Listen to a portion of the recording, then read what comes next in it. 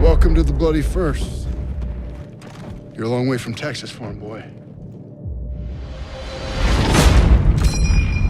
Call of Duty World War II is the latest game in the forever-running Call of Duty franchise, and this has been quite an essential move on Activision's part, as Call of Duty has been in a bit of a rough spot the past few years, sticking to a future setting which fans disliked each time a new game was released.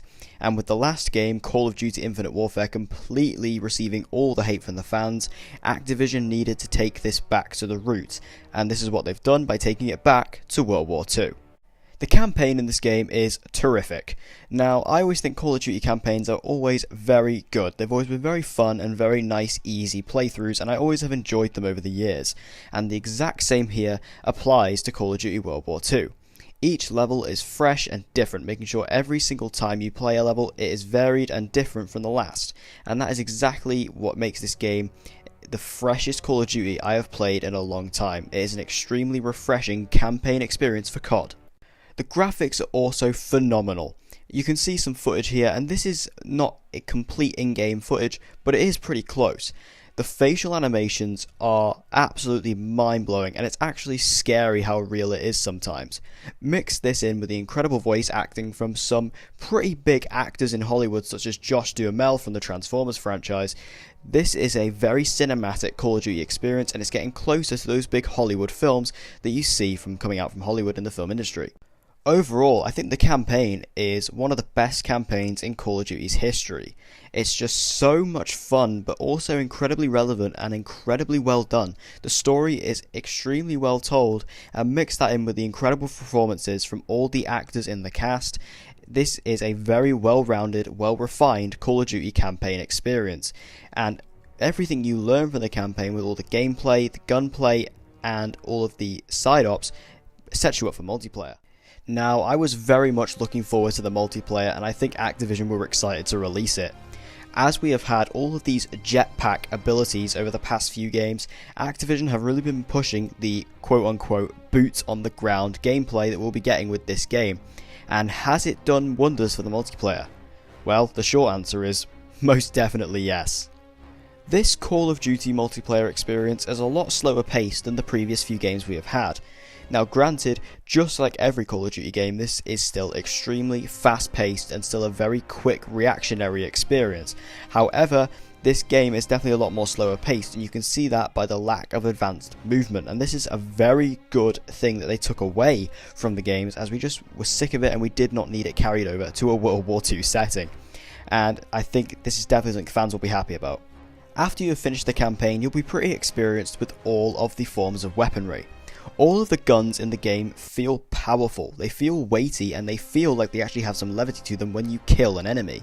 And this is something that Call of Duty has been lacking, and I love the fact that all the weapons feel real. Each weapon is unique and diverse, and each of them have their own kind of personality.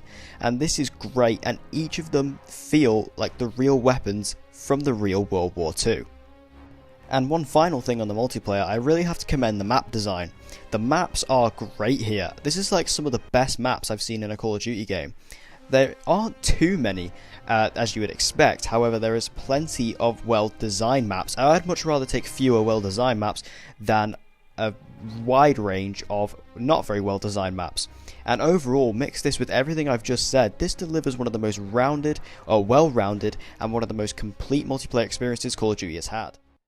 And finally we have zombies. Now zombies was something I was not too bothered about going into this one, just because although I really enjoy zombies, I only ever tend to enjoy it when it's from the Treyarch games.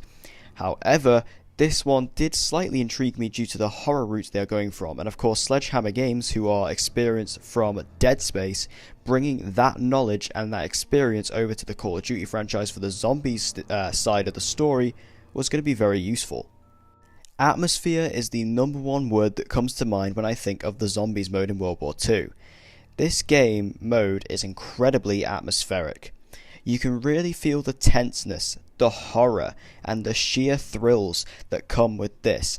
This is a very dark, gloomy, and sometimes scary zombies world, which is a side we haven't really seen, as zombies has always been kind of a silly mode in Call of Duty, but this does not take the silly route. This one will make you scared as hell.